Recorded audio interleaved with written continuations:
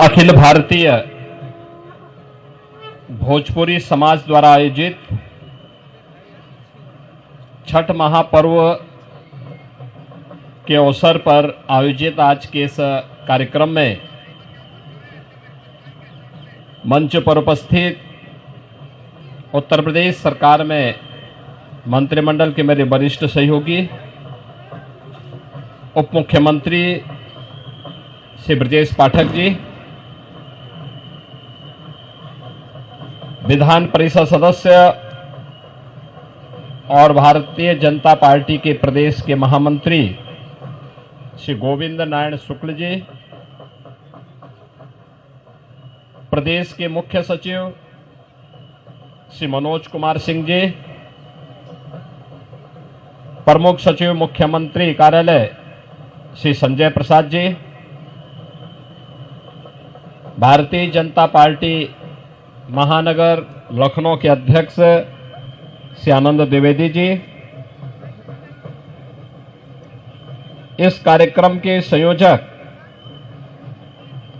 श्री प्रभुनाथ राय जी,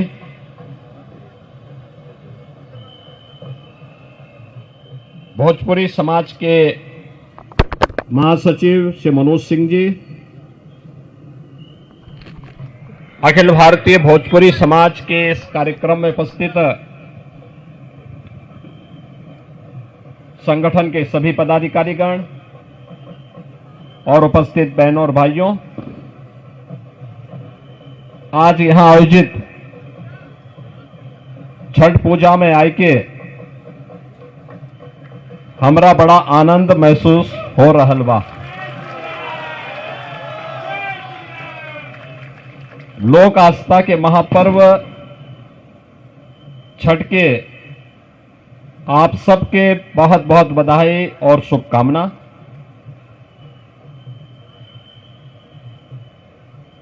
छठी मैया की कृपा आप सबके ऊपर बनल रहे, सबके जीवन खुशहाल रहे, आप सबके जीवन में उमंग और उत्साह बनल रहे।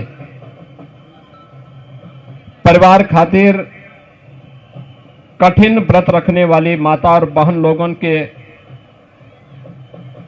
हमारी तरफ से विशेष मंगल कामना। पूरी दुनिया में हजारों भाषा और बोली बा, लेकिन भारत की संस्कृति के अलगे स्थान बा। वही मां भोजपुरी भाषा संस्कृति अपन दुनिया में अलग मिठास और सुगंध के कारण सबसे हटके अपन पहचान बनौलेल बा और ये अलग अपन इतिहास बा। बहनों और भाइयों, मुझे बहुत प्रसन्नता है कि अखिल भारतीय भोजपुरी समाज का यह छठ महापर्व का ये 40वां वर्ष है। सन 1984 से ये लक्ष्मण मेला मैदान में यह आयोजन लगातार होता रहा है और अब तो यह न केवल भोजपुरी समाज का बल्कि अखिल भारतीय समाज का यह उत्सव बन गया है। जहां कहीं देखो भोजपुरी समाज बिहार से, पूर्वी उत्तर प्रदेश से, देश और दुनिया में जहां कहीं भी गया, अपने साथ पर्व की सुगंध को ले जाकर के एक भारत श्रेष्ठ भारत की इस परिकल्पना को आगे बढ़ाने के लिए कार्य कर रहा है। पर्व और त्योहार के पीछे का भाव भी यही है कि हम सब मिलकर के भेदभाव को समाप्त करके एक समरस समाज की स्थापना कर सके, अपनी विरासत पर गौरव की अनुभूति कर सके। विरासत से भटका हुआ व्यक्ति एक त्रिसंग होता है, जिसके जीवन का कोई उद्देश्य नहीं होता। और निरुद्देश्य कोई व्यक्ति जब कार्य करता है तो उसमें कभी भी उसको न आत्मिक संतुष्टि हो सकती है और न समाज ही उससे संतुष्ट हो पाएगा। इसलिए विरासत को विकास के साथ जोड़ करके प्रधानमंत्री मोदी जी ने देश के अंदर जो कार्यक्रम प्रारंभ किए, आज एक नए भारत का दर्शन हम कर रहे हैं। और पर्व और त्योहारों के पीछे भी यही भाव होता है, हम सब मिलकर के इन आयोजनों में सहभागी बने। न जाति का बंधन हो, न क्षेत्र का हो, न भाषा का हो, किसी भी प्रकार के बंधन से मुक्त होकर के एक समरस समाज की स्थापना के लिए हम सब मिलकर के कार्य कर सकें, इस भाव के साथ एक कार्यक्रम आयोजित होते हैं। और छठ आयोजन ने भी पूरे देश के अंदर उसी भक्ति भावना के साथ लोगों के मन में एक स्थान बनाया है। अब मैं देखता हूं कहीं भी आप जाइए, केवल दिल्ली और मुंबई में नहीं, चेन्नई में भी, हैदराबाद में भी, बेंगलुरु में भी, और देश के अंदर ही नहीं दुनिया के अंदर भी लोगों ने इस आयोजन के साथ जुड़ करके लगातार इस आयोजन को एक नई ऊंचाई देने और इसके साथ लोग जुड़ रहे हैं। यह भोजपुरी समाज कि दुनिया के अंदर महत्व और उसके माध्यम से पर्व और त्योहारों के माध्यम से लोक आस्था को जीवंत बनाए रखने का एक आदर्श उदाहरण है। और छठ महापर्व उसकी एक महत्वपूर्ण कड़ी है। छठी मैया की कृपा के लिए हम सब आयोजन करते हैं। और मुख्य रूप से अगर हम देखते हैं तो यह लोक आस्था का एक ऐसा पर्व है जो सूर्य उपासना के साथ जुड़ा हुआ है। सूर्य इस धरती के लोक देवता है। आप देखते होंगे कि इस चराचर जगत की कोई भी वस्तु बगैर सूर्य देव की कृपा के उसमें जीवन नहीं आ सकता। उनकी कृपा से ही हर ओर हलचल है, जीवन है। और उसकी उपासना, ये उसके प्रति कृतज्ञता का भाव पैदा करना भी है। अभी कुछ ही देर में अस्तांचल सूर्य को अर्घ देकर के माताएं अपने इस व्रत को और ऊंचाई को प्रदान करेंगे। कल सूर्योदय के साथ अर्घ देकर के इस व्रत की पूर्णाहुति होगी। बहुत कठिन व्रत है, लेकिन कठिन व्रत के साथ जुड़ करके व्रती और व्रत दोनों का महत्व और भी बढ़ जाता है। यह संकल्प जो आज छठ महापर्व पर हमारी माताएं बहनें ले रही हैं, आप सब और भोजपुरी समाज उसके साथ जुड़ करके और मजबूती प्रदान कर रहा है। यही संकल्प हमारा अपने राष्ट्र के प्रति भी होना चाहिए। बहनों और भाइयों, ये पर्व और त्योहार हमारे तभी जीवित है जब हमारा राष्ट्र धर्म जीवित है। और हम सबके जीवन का हिस्सा होना चाहिए कि पर्व और त्योहार हम लोग आयोजित करें, उनके साथ जुड़ें, लेकिन इन सब का समावेश एक राष्ट्रीय धर्म के साथ हम लोग करें। राष्ट्रीय धर्म जिसमें सब हर व्यक्ति के लिए हर काम देश के नाम, हर काम देश के नाम। मोदी जी यही कहते हैं, प्रधानमंत्री मोदी जी के जीवन का संकल्प यही है। लेकिन एक और जहां हम इन आयोजनों के साथ जुड़ रहे हैं, अपने पर्व और त्योहार के माध्यम से समाज को जोड़ने का काम कर रहे हैं, वहीं कुछ लोग ऐसे भी हैं जो भारत में रह करके भारत की अस्मिता और भारत के अस्तित्व के साथ खिलवाड़ करना चाहते हैं। और जो लोग इस प्रकार का कृत्य कर रहे हैं,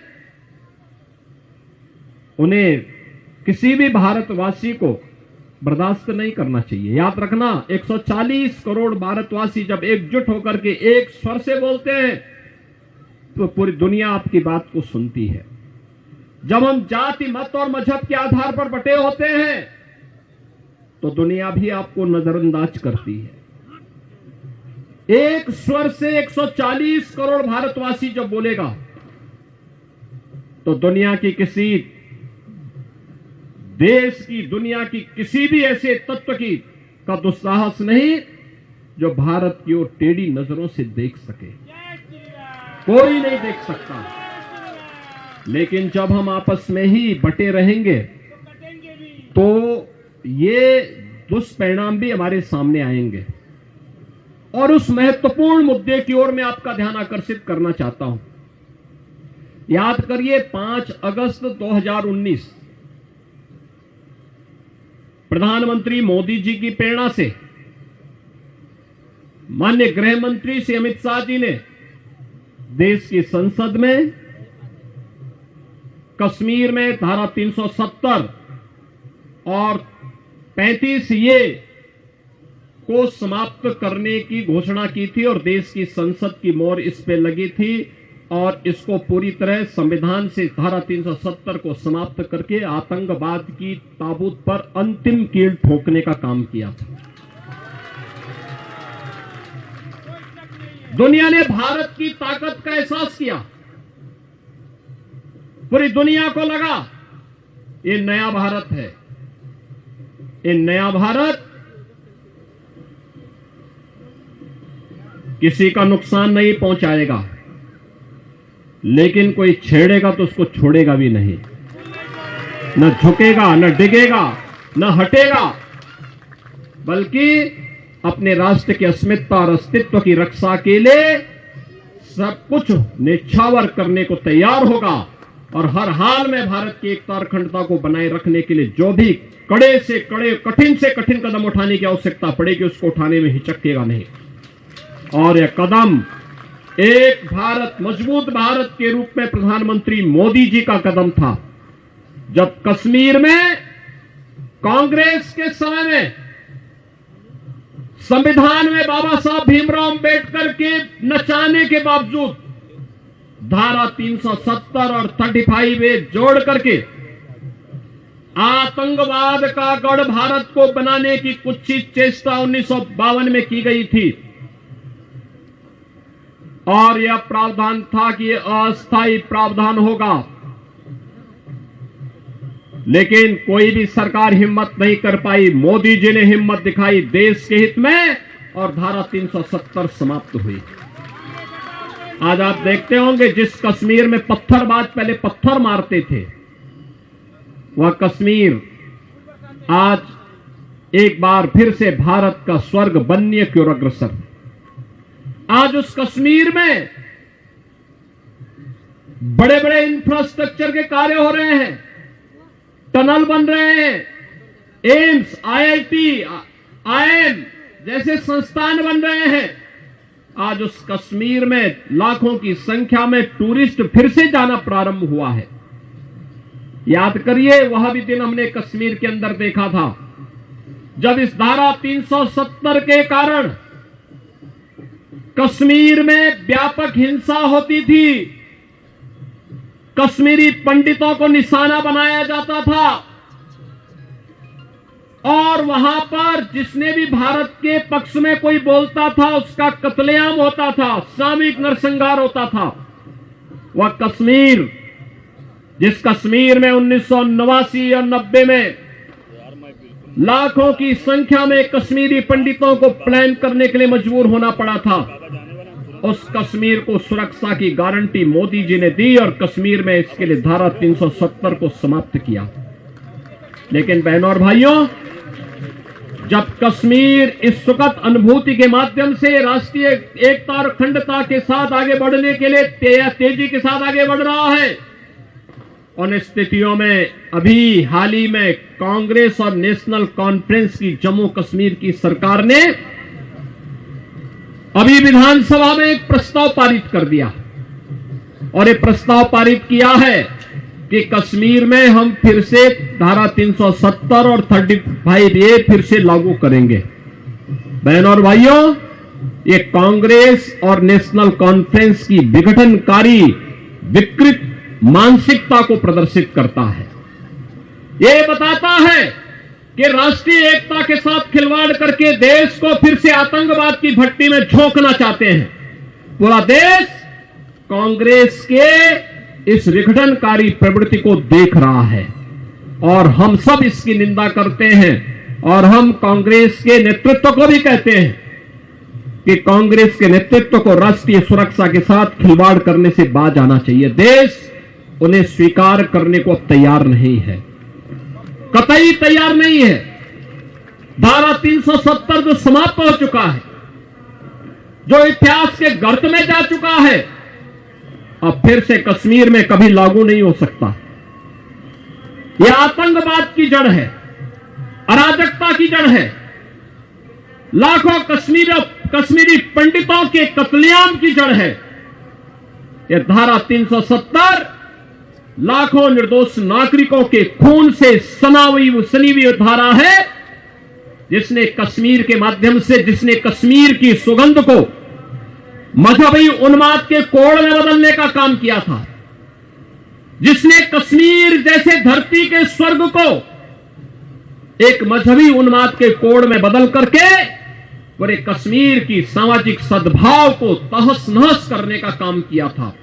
ये धारा 370 और 35A कश्मीर के अंदर आतंकवाद का बेयर हाउस बन गया था, जिससे आतंकवाद पनप रहा था, खुराक प्राप्त कर रहा था। लेकिन आज समाप्त करके जब कश्मीर मुख्य धारा के साथ जुड़ करके आगे काम कर रहा है, उन स्थितियों में जम्मू कश्मीर विधानसभा में पारित प्रस्ताव उस विघटन की बू को एक बार फिर से हम सबका ध्यान आकर्षित करता है। इन स्थितियों में हम कांग्रेस नेतृत्व को कहना चाहेंगे कि नेशनल कॉन्फ्रेंस और कांग्रेस मिलकर के जम्मू कश्मीर के अंदर जो कुछ कर रहा है, यह देश उसे कतई स्वीकार नहीं करेगा, किसी भी स्थिति में स्वीकार नहीं करेगा।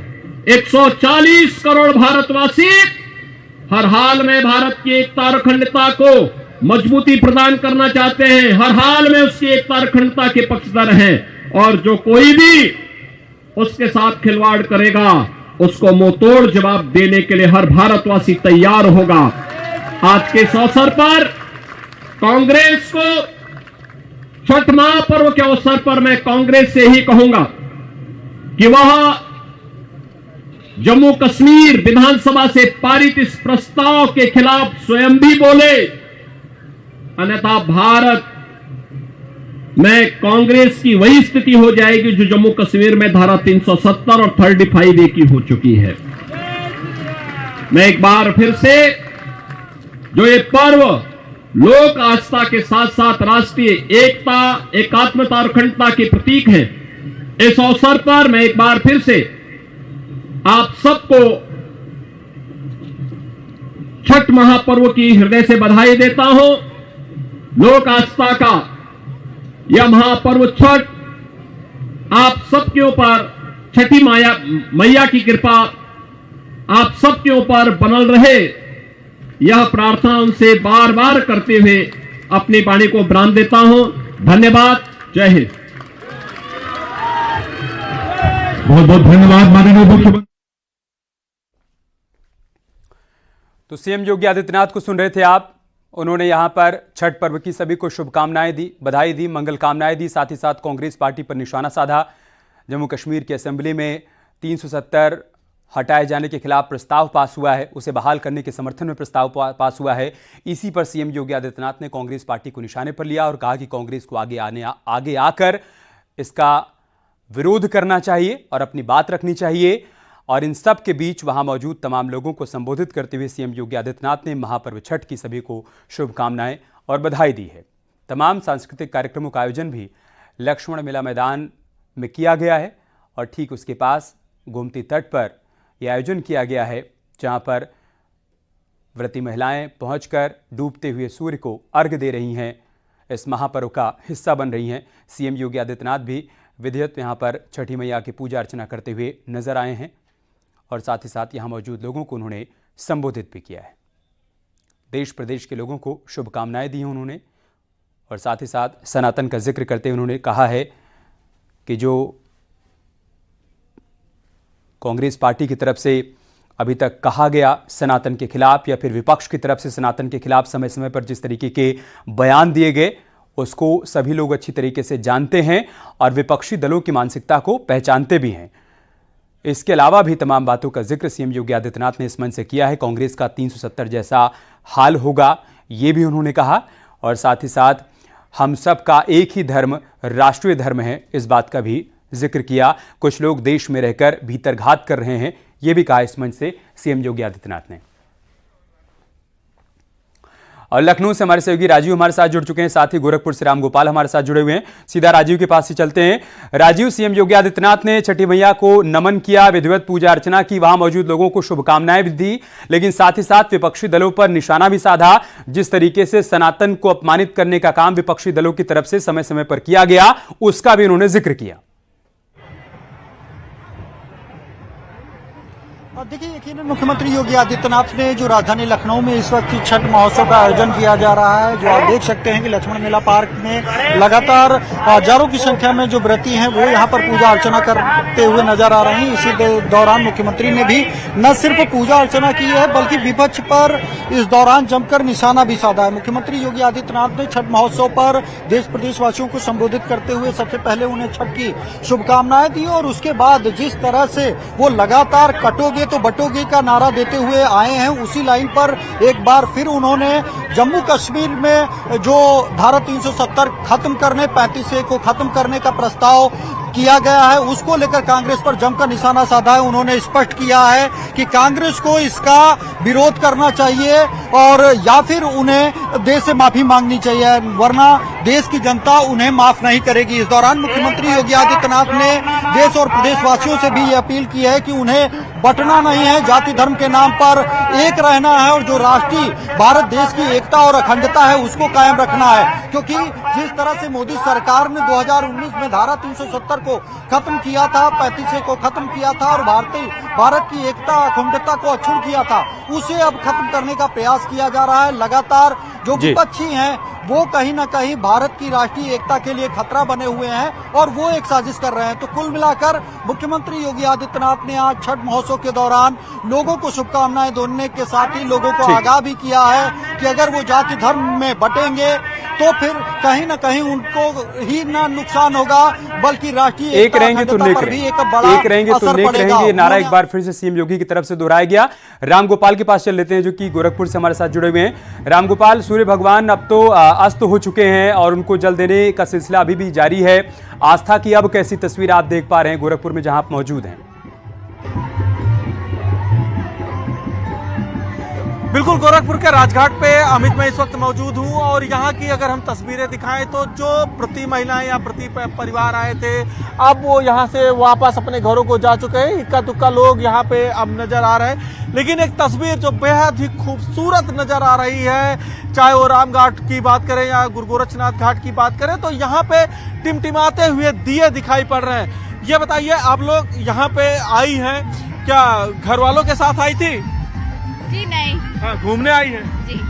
तो व्रत कोई रह रहा है? जी, हमारी फैमिली से कोई व्रत नहीं रहता है। सिर्फ देखने के लिए आई है कि कैसे व्रत रहा जाता है? हाँ। तो ये देखिए, ये व्रत को लेकर बहुत से ऐसे परिवार हैं जो सिर्फ घूमने बच्चे चले आए हैं कि किस तरीके से रहा जाता है। लेकिन तस्वीरें देखिए आप, कि तस्वीरें ये है कि टिमटिमा रहे हैं, जैसे नदी के दोनों घाटों पे तारे टिमटिमा रहे हो। कुछ इस तरीके का यहाँ पे जो है इंतजाम हुआ है और कुछ इस तरीके से जो व्रती लोग थी, व्रती महिलाएं थी, उन्होंने यहाँ पे व्रत रखा था और वो व्रत के दौरान यहाँ पे आके जब दिया जलाई है, जब पूजा पाठ की है, तो ये जो नज़ारा है आम दिनों में ये वीरान सा नजर आता है, लेकिन आज बेहद खूबसूरत ये नज़ारा यहाँ पे दिखाई पड़ रहा है।